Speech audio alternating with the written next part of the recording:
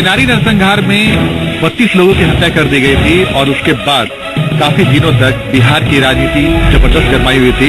17 सालों के बाद फैसला आया और इसमें 10 लोगों को फांसी की सजा दी गई। लेकिन उसके बाद आरजेडी के विधायक रामानुज प्रसाद, उन्होंने एक जो बयान दिया तो वाकई चौंकाने वाला है। रामानुज जी, आपने इस घटना पर जो आपसे प्रतिक्रिया ली गई थी, आपने बोला कि सामाजिक क्रांति का दौर था, उस दौर में ये घटना घटी। हाँ, मतलब आज परिस्थितियां बदली है, समाज में विषमता खत्म मिट रहा है और बहुतों नहीं मिटा है लेकिन मिट रहा है। ये इस तरह की बातें जो नेशनल प्रतिक्रिया ली गई थी, आपने बोला कि सामाजिक क्रांति का दौर था, उस दौर में ये घटना घटी। हाँ, मतलब आज परिस्थितियां बदली है, समाज में विषमता खत्म मिट रहा है और बहुतों नहीं मिटा है लेकिन मिट रहा है। ये इस तरह की बातें जो नेशनल ऑपरेशन जहाँ भी हुआ, नक्सलाइट एक्टिविटी जहाँ भी हुई, इस तरह के एक्शन जहाँ भी कंडक्ट हुए या घटना जहाँ इस तरह के इंसिडेंट हुए, उसके पीछे का कॉन्सेप्ट को समझना होगा। और कॉन्सेप्ट तो वही है, सामाजिक विसंगति। तो यानी कि आप जस्टिफाई कर रहे हैं सर इस घटना को लेकर? नहीं, मैं जस्टिफाई नहीं कर रहा हूँ, मैं तो कह रहा हूँ पहले ही मैंने कहा कि कोर्ट का जो निर्णय है, वर्डिक्ट ऑफ जो जुडिशियरी है, उसका सम्मान करते हुए हम लोग ये कहते हैं कि हाँ साहब कौन दोषी है नहीं है, इसका तो न्यायालय ने किया और आगे के न्यायालय फिर करेगा। लेकिन उस समय तो आप ही की सरकार थी और हमारी सरकार थी, तो हमारी सरकार ने सरकार की जो भूमिका वो की। तो कहीं न कहीं सरकार की भूमिका में कमी होगी तभी नहीं इतनी बड़ी घटना। सरकार की भूमिका में नहीं, समाज की पृष्ठभूमि के हिसाब से ये हुआ, जो सामाजिक पृष्ठभूमि है। तो समाज बड़ी घटना को सामाजिक क्रांति कैसे कर सकते? मैं कह रहा हूँ, सामाजिक ताना बाना जो था, जो सामाजिक ताना बाना था, जो हजारों वर्षों से चला आ रहा है, जो समाज में है कि कोई खाते खाते मर रहा है, कोई खाए बगैर मर रहा है, कोई 5000 बीघा का मालिक है, कोई 5 धूल बचने के लिए जमीन। ये बयान जो आप दे रहे हैं सर, आपको मालूम है कि आप कितनी बड़ी बात बोल रहे हैं? क्या आप सर बीजेपी के विधायक भी हैं हमारे साथ। सर आप ये बताइए, आप इनके बयान से सहमत हैं? घटना से कुछ समय समाज में जो घटना की जो वैमनस्यता का जो उस समय उफान था, दौड़ था, तो कहीं न कहीं सरकार अलग अलग प्रकार से जिम्मेवार रही है। वैमनस्यता का आधार नहीं है कि हैव और हैव नॉट्स के बीच में हम संघर्ष कराएं, बल्कि समन्वय भाव कैसे स्थापित हो, ये अपने प्रयास रहने चाहिए। तो उसके बाद जो ये बता रहे हैं कि सामाजिक क्रांति का दौर था, उस दौर में यह घटना घट गई और वही उस समय की जो घटना की दौड़ जारी है और सब पृष्ठभूमि पूरे बिहार नहीं पूरा देश उस चीज को जानता है। वो घटना का जो प्रकार है वो अपने अपने प्रकार से बहुत ही गलत प्रकार से रहा, वो भी ध्यान में है। तो जो मैंने बताया कि उस समय की जो सरकार थी, वैमनस्यता के आधार पर जो राजपाट चल रहे थे, बांट के अलग अलग वर्गों को बांट के जो सत्ता हासिल करने का जो प्रयास था वो गलत था।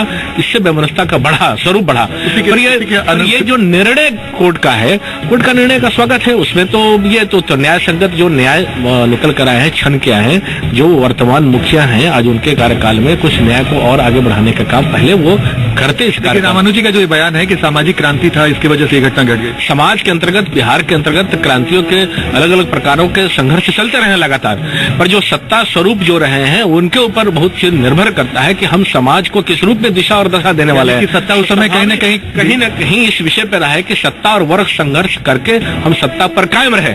आज उसी का परिणाम अलग अलग क्षेत्रों में दिखाई दिया। निखिल मंडल जी जेडीयू के प्रवक्ता हैं, इन्होंने जो बयान दिया, आरजेडी के जो विधायक हैं, आप उनके बयान से सहमत हैं? मैं एक्चुअली पूरा बयान नहीं सुन पाया कि पूरा बयान क्या आया। उन्होंने कहा कि सामाजिक क्रांति का दौर था और इसी दौर में वो घटना घट गई।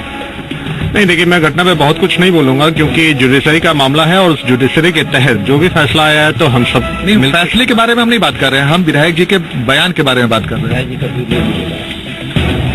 नहीं, विधायक जी ने जो बयान दिया तो वो जस्टिफाई करेंगे। मेरा सोचना है कि जो भी इस तरह का घटना है और अगर जुडिशरी के फैसले के तहत उसको गलत ठहराया गया है तो सर्वमान है कि वो गलत है। आप रामानुज जी, आपने दोनों आपके सहयोगी दल हैं, उनका भी बयान आपने सुना, बीजेपी के विधायक का भी आपने बयान सुना, अब क्या कहना? नहीं, घटनाएं तो और बिहार में घटी थी।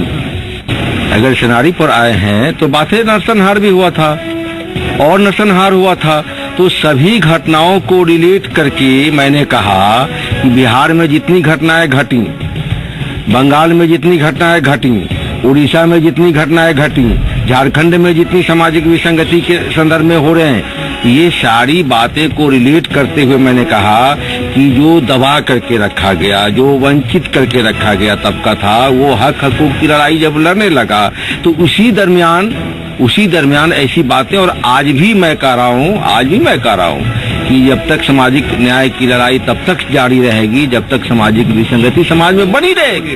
आप विधायक जी ने बोला कि जब तक सामाजिक न्याय कि जो लड़ाई हो चलती रहेगी, इस तरह की घटनाएं घटती रहेगी। अब तो लगता है कि उस समय घटना नहीं मैं कर रहा हूँ, नहीं हमारी बात नहीं, घटना नहीं कर रहा हूँ मैं, घटना नहीं कर घटती रहेगी। मैं ये कह रहा हूँ कि सामाजिक विभेद जब तक रहेगा, समाज विभेद की वजह से ना घटना घटती है। समाज में जब अमीर गरीब का ये रहेगा, माल्या और ललित मोदी को भगाया जाएगा और गरीब को किसान को लाइन लगाया, ये सही बात है, लेकिन आप जी जी मत विजय माल्या और ललित मोदी को भगाया जाएगा। आज वही बात है ना कि कौन भगा रहा है कौन कर रहा है। जैसे मैंने बताया कि सत्ता के ऊपर निर्भर है कि सत्ता वर्ग संघर्ष करा के सत्ता कायम रखना चाहते हैं। आप विकास की किरण कहाँ पहुँचाना चाहते हैं, ये विषय बताइए ना।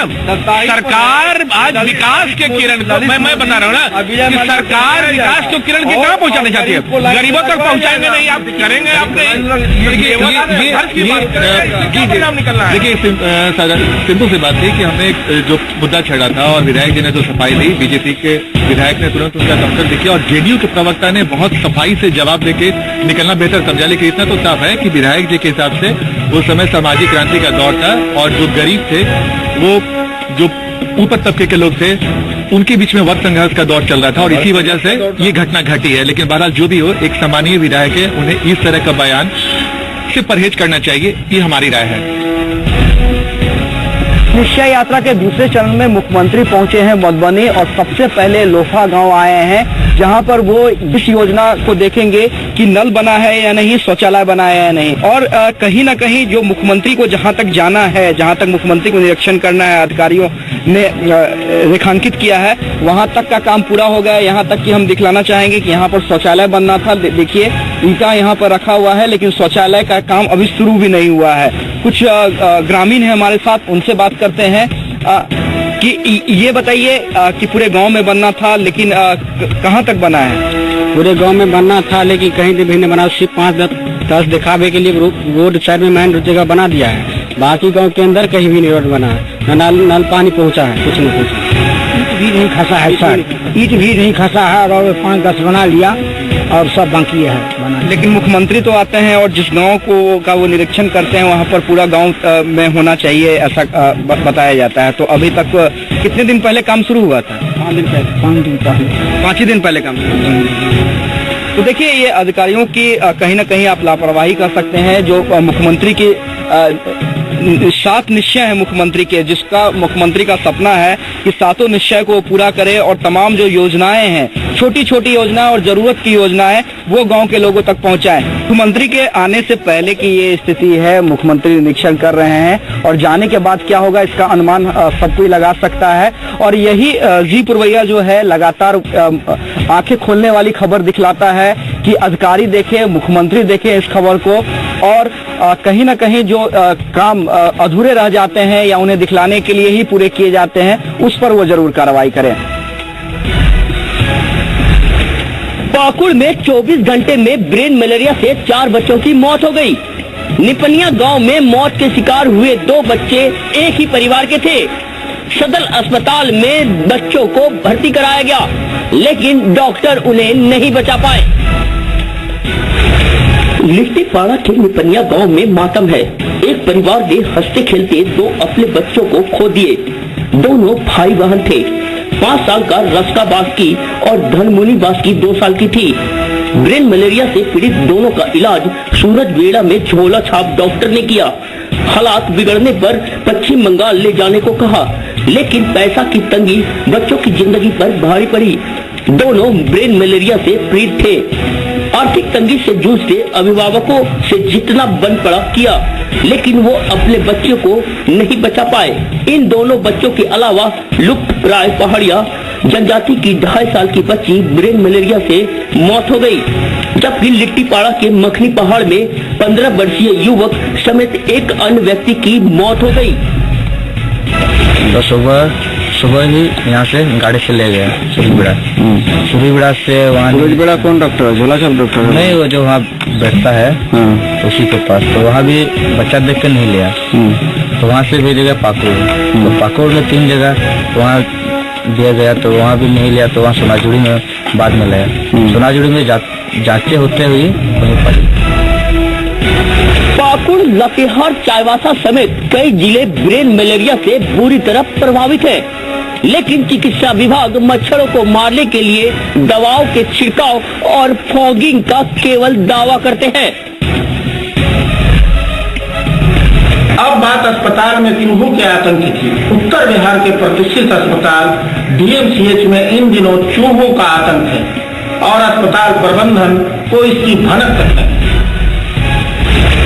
ये तस्वीर किसी सरकारी गोदाम की नहीं है, न किसी आम आदमी के घर की। ये तस्वीर है उत्तर बिहार के प्रतिष्ठित अस्पताल डीएमसीएच की। यहाँ चूहों का आतंक इस कदर है कि आईसीयू तक में वे खुलेआम घूम रहे हैं।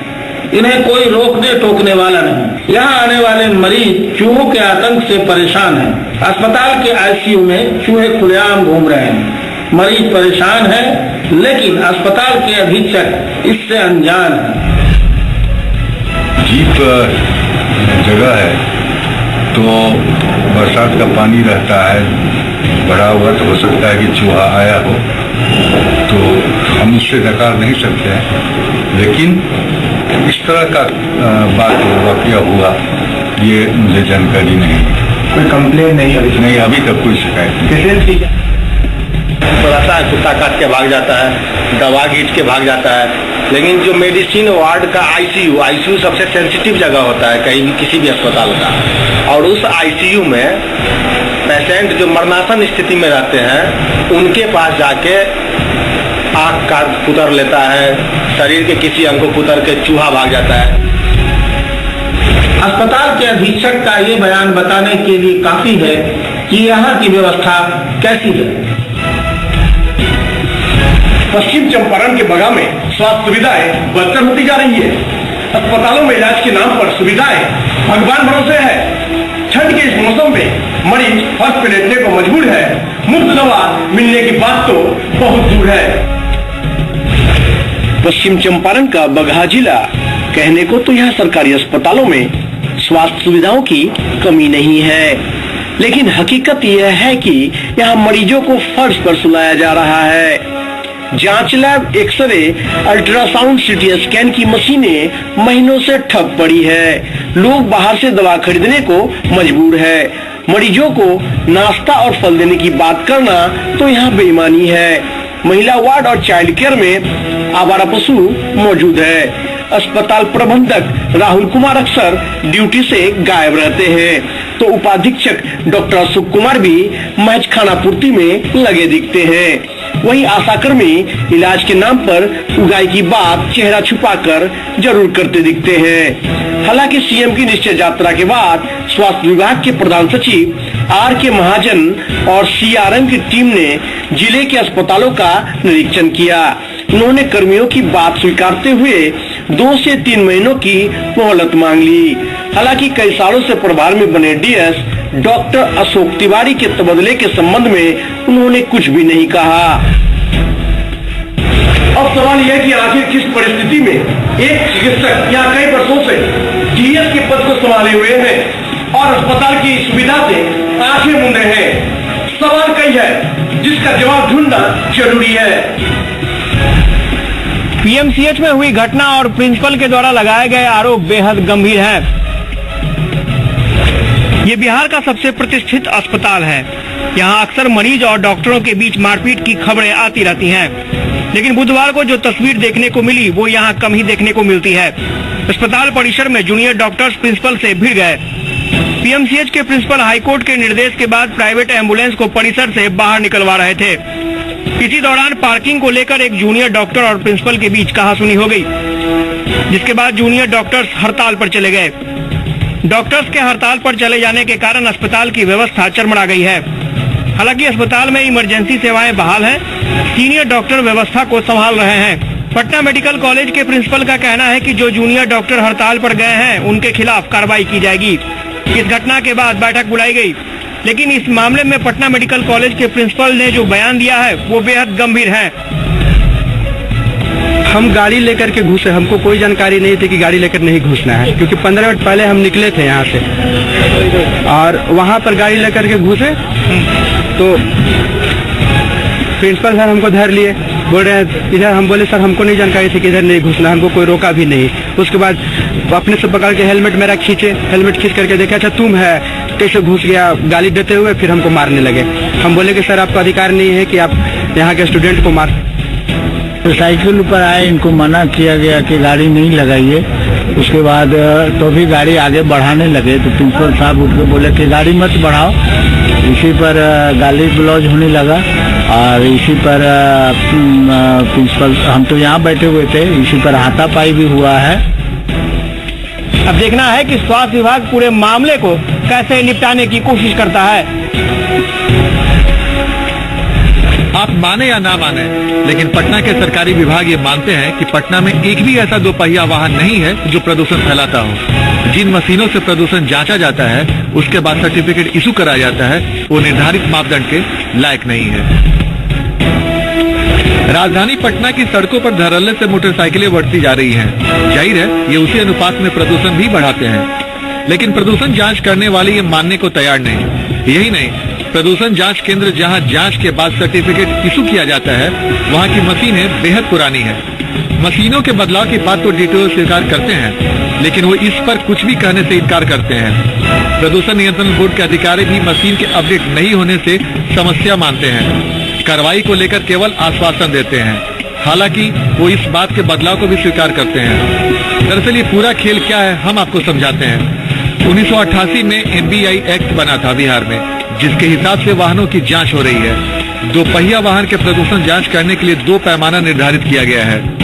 2 स्ट्रोक की गाड़ियों के लिए कार्बन मोनोऑक्साइड 4.5% तथा हाइड्रोकार्बन 9000 ppm तथा 4 स्ट्रोक वाली 2 पहिया वाहन के लिए कार्बन मोनोऑक्साइड 3.5% तथा हाइड्रोकार्बन 6000 ppm निर्धारित है।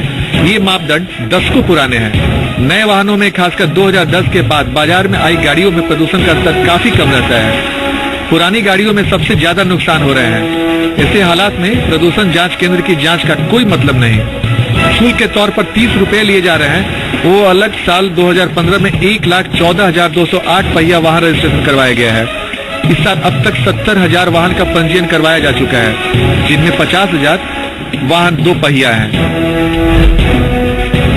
उसी तरह का व्हीकल्स को भी रैंडमली रोक के उसका एग्जॉस्ट पाइप से एक प्रोब डाल के आती है पोर्टेबल मशीन, उसको डाल के जब तक एक्चुअल मेजरमेंट नहीं होंगे, उस तरह के पोल्यूटेड व्हीकल्स पर जब तक कार्रवाई नहीं होगी, फिटनेस सर्टिफिकेट को वापस लिया जाएगा नहीं। तब तक इस तरह का प्रॉब्लम परसिस्ट करेगा ही करेगा। नियम को ताक पर रखकर पैसे वसूले जा रहे हैं और पुराने मापदंड के तहत सर्टिफिकेट दिए जा रहे हैं। कटिहार में शराबबंदी कानून को जमीन पर उतारने के लिए जीविका समूह की महिलाओं ने शराब कारोबारी से सरेआम उठक बैठक करा दी और लिखित में आगे शराब नहीं बेचने की आश्वासन लिया। कान पकड़कर उठक बैठक, हाथ में थूक कर चाटने की सजा। ये तस्वीर है कटिहार के फुलडोबी यादव टोला गांव की। शराबबंदी कानून लागू होने के बाद भी रोशन यादव नाम का शख्स गांव में चोरी छिपे शराब बेचने से बाज नहीं आ रहा था। ये खबर जीविका समूह की महिलाओं को मिली तो उन्होंने इसके खिलाफ अभियान छेड़ दिया। आरोपी रोशन यादव को रंगे हाथ पकड़ लिया, उसे सबके सामने उठक बैठक कराई, फिर उसे थूक चटवाकर आगे शराब नहीं बेचने और पीने की कसम दिलाई। जीविका समूह की महिलाओं ने रोशन यादव से लिखित में आगे शराब नहीं बेचने का आश्वासन लिया, फिर पकड़े गए शराब को नष्ट करवा दिया। जीविका समूह की महिलाओं की इस कार्रवाई की लोग सराहना कर रहे हैं। वहीं चोरी से शराब पीने और बेचने वालों में हड़कंप छा गया है। बिहार में शराबबंदी के बाद राज्य के सीमा से सटे हजारीबाग के दुकानदार मनमानी पर उतर आए हैं। हजारीबाग के चौपारण में अंग्रेजी शराब के दुकानदार झारखंड के लोगों को भी ऊंचे कीमत पर शराब बेचनी शुरू कर दी है। कानून ग्राहकों को MRP से ज्यादा कीमत पर सामान नहीं खरीदने के प्रति जागरूक करता है, लेकिन दुकानदारों की मनमानी पर रोक कौन लगाए। इस खालीपन का इस्तेमाल धड़ल्ले से झारखंड शराब दुकानदार कर रहे हैं। अधिकतम खुदरा मूल्य यानी MRP से 20 से 25 रुपये ज्यादा कीमत पर शराब बेची जा रही है, लेकिन प्रशासनिक अमले को कोई फर्क नहीं पड़ता। ऐसे में ग्राहक दुकानदारों के रोक भी झेल रहे हैं। कई बार हाथापाई होती है, सो अलग। भैया 500 को नोट दिए, बोला मना कर दिया। उसके बाद ये दिन भर रोज बाहर सप्लाई करता है, बिहार सप्लाई करता है, पेटी का पेटी सप्लाई करता है, 500 को नोट लेता है, हम देते हैं तो मना करता है। ये बिहार में शराबबंदी का साइड इफेक्ट है। खबर है कि भारी मात्रा में चौपारण से अंग्रेजी शराब का खेप बिहार भेजा जा रहा है और यही वजह है कि दुकानदार मनमाने पर उतर आए हैं और पक्का बिल भी नहीं दिया जा रहा है। पटना से राघोपुर की यात्रा मतलब नाव की सवारी, लेकिन ये सफर जान को जोखिम में डालने जैसा है। नाव पर क्षमता से अधिक लोग सवार होते हैं, जो किसी बड़े हादसे को निमंत्रण दे रहा है। इन तस्वीरों को देखिए। ये तस्वीरें पटना सिटी के कच्ची दरगाह स्थित गंगा घाट की है। गंगा में चल रही इन नाव में मौजूद भीड़ को देखकर आप खुद ही समझ गए होंगे कि माजरा क्या है। जी हाँ, पटना से राघोपुर जाने के लिए इन दिनों लोगों के पास नाव ही एकमात्र विकल्प है, लेकिन ये कितना जोखिम भरा है, इसका अंदाजा लगाना आसान है। दरअसल पटना से राघोपुर जाने के लिए साल के 5 महीने को छोड़ दें तो नाव ही एकमात्र रास्ता है, जहां नाव चालक अधिक पैसे की लालच में 60 व्यक्तियों की क्षमता वाले नाव में 150 से अधिक सवारियों को बिठाते हैं। लोगों की मजबूरी ऐसी है कि उनके सामने सफर का कोई और विकल्प ही नहीं है। 60 आदमी का है, लेकिन अभी तो लगभग 100 से ऊपर होगा। सभी नाव वाले हाँ, ऐसा ही सभी नाव लगभग 30-35 इससे ज्यादा नहीं, छोटा है, इससे ज्यादा नहीं, लेकिन आदमी तो बहुत ज्यादा है ना, आदमी ज्यादा नहीं। वैसा चार उससे हम कम लेके चलना चाहते हैं, लेकिन फिर भी आदमी मानता है ना, आदमी के भाई भीड़ चलता है ज्यादा, दिक्कत है। फूल आता तो कोई दिक्कत नहीं होता है, इसी कारण से आदमी ज्यादा करके चढ़ जाता है। माना करते रहता है, फिर भी आदमी चढ़ जाता है, मानता है थोड़ी। राघोपुर बिहार के डिप्टी सीएम तेजस्वी यादव का विधानसभा क्षेत्र है। लोगों ने 2015 में इन्हें अपना नेता चुना था। काश बिहार के डिप्टी सीएम तेजस्वी यादव की नजर इनायत इस खबर से होती तो इन लोगों का सफर आसान हो जाता। पटना में राज्य स्तरीय बैंकिंग कमेटी की बैठक हुई। बैठक में राज्य सरकार बैंकों के कामकाज से ज्यादा खुश नहीं नजर आई। पटना में राज्य स्तरीय बैंकिंग कमेटी की बैठक हुई। बैठक में बिहार के ग्रामीण विकास मंत्री श्रवण कुमार ने बैंकर्स मीट में सवाल उठाया कि ग्रामीण क्षेत्रों का विकास कैसे होगा और राज्य ऐसे प्रगति करेगा। वहीं इस मीट में पशुपालन मंत्री ने भी बैंकों में व्याप्त अव्यवस्था और उदासीनता पर चिंता जताई। उन्होंने कहा कि राज्य का विकास दर पशुपालन पर निर्भर करता है और बैंकों से सहयोग की अपील है। वहीं बिहार के वित्त मंत्री अब्दुल बारी सिद्दीकी ने भी बैंकों के ऋण देने की रफ्तार को धीमा बताया। उन्होंने बैंकों से पीएम और सीएम के नाम से जुड़ी योजनाओं को प्राथमिकता देने की बात कही। साथ ही ग्राहकों के लिए पीने के पानी और फर्स्ट एड की सुविधा मुहैया कराने को भी कहा। जो बैंकों से किसान सहायता समूह राशि बढ़ाएंगे 75,000 की जगह उसको 1.5 लाख और 1.5 लाख की जगह राशि 3 लाख की प्रगति नहीं हो रही है। उस पर भी बैंकों की तरफ से निर्देश जारी किया जाना चाहिए। सरकार से हमें सहयोग अगर मिलेगा तो हम औसत विकास देते हैं, आगे काम कर रहे हैं। और बिहार का विकास दोनों निर्भर कर रहा है पशुपालन और मत्स्य विभाग है और इसमें आपका सहयोग हम अपेक्षित है। ठीक है, आपके पास जो भीड़ का लोड है उससे आपको कई तरह की परेशानी है। अगर जो आला स्तर बैठे हैं वो शाखाओं को कम या निर्देश दे सकते हैं कि ऐसी स्थिति में कम से कम पानी और फर्स्ट एड की व्यवस्था जरूर रखें। सरकार के साथ हर 3 महीने पर बैंकों की बैठक होती है, ऋण और शाखा की बातें होती है, लेकिन हर बार आश्वासन के बावजूद राज्य सरकार की नजर में बैंकों की शाखा नहीं बढ़ती। इसका कारण क्या है, या तो सरकार या फिर बैंक ही बता सकते हैं।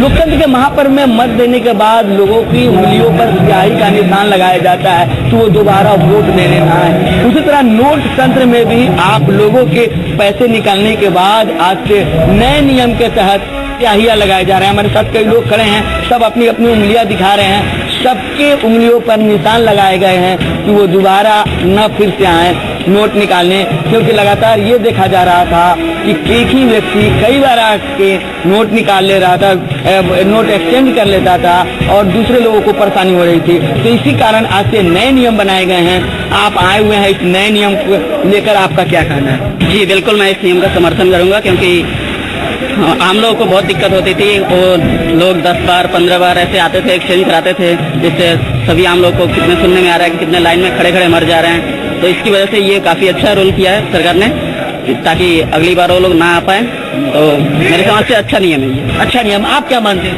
ये नियम बहुत ही अच्छा है, हमारे देश के हित में ये कार्य हो रहा है और इससे हम सब जनता बहुत खुश हैं। मोदी जी अच्छे काम कर रहे हैं और ये जो उंगली पर निशान जो बन रहा है, इससे है कि एक व्यक्ति एक ही बार निकले फिर दोबारा लाइन में आके वो हर दिन एक्सचेंज कर लेता था, तो इससे भीड़ बढ़ी रहती थी। अब ये उंगली के निशान रहेगा तो इसलिए भीड़ धीरे धीरे कम होते जाएंगे। कैसा लगा? वोट देने जाते थे तब लगता था, आज नोट लेने आए हैं तब लगा? उसी तरह उससे भी ज्यादा गर्व महसूस हो रहा है और ये हमारे देश में अच्छी काम हो रही है मोदी जी के लिए। आप युवा हैं, आप पैसा निकालने आए हैं, वोट देने गए होंगे, तो इसी तरह सर पहली बार वोट देने ही हम नहीं गए, आज पहली बार नोट देने में हमें स्याही लगा है और हम बहुत खुश है। आज अच्छा लग रहा है? बहुत अच्छा लग रहा है। सरकार की इस पहल के बारे में क्या कहना है? बहुत अच्छा है। आज तक तो हो जाना चाहिए था तीसरे कार्यकाल में, जो कि प्रोसेस में चल रहा है। इसे मोदी जी को और पहले कर देना चाहिए था, ये लेट हो चुका। तीसरे कार्यकाल में खत्म हो जाना चाहिए था पूरी तरह से। बहुत कुछ है। सभी लोग जो है सरकार के इस नए नियम से काफी खुश है। बिहार के तमाम स्वास्थ्य संगठन से जुड़े डॉक्टर आज सड़कों पर हैं और केंद्र सरकार, राज्य सरकार की नीतियों के खिलाफ इनका प्रोटेस्ट चल रहा है। हमारे साथ आईएमए के कार्यकारी अध्यक्ष है, उनसे बात करेंगे। सर, प्रोटेस्ट क्यों हो रहा है? प्रोटेस्ट हो रहा है, सबसे जो इम्पोर्टेंट काम है अभी एनएमसी जो सरकार लागू कर रही है, नेशनल मेडिकल कमीशन, या एमसीआई को भंग कर सरकार का जो इरादा है कि नेशनल मेडिकल कमीशन बनाए, इसमें सारे के सारे अधिकांश 50% से अधिक लोग सरकार के द्वारा नॉमिनेटेड होंगे, सरकार के द्वारा नामित होंगे। और एक ऐसी संस्था जो डॉक्टरों के द्वारा नियम बनाती थी, एमसीआई, उसको बिल्कुल भंग कर रही है। इसमें ऐसे ऐसे कानून बन रहे हैं जिसमें कि एमबीबीएस और एमडी डॉक्टर्स भी उन्हें जो है प्रैक्टिस करने के लिए उन्हें परीक्षा देनी पड़ेगी।